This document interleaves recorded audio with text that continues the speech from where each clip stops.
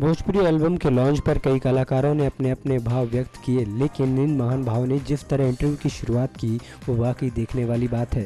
तो हर जबना पर यूपी बिहार ही लेला, हो बिहार ही लेला कि जब मारे तू देसी वाला ठुमका तो दोहा कतार ही लेला।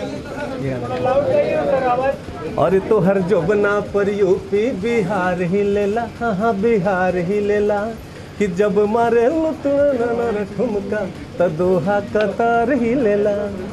ये गाना का मुहूर्त है, क्या कहना चाहिए?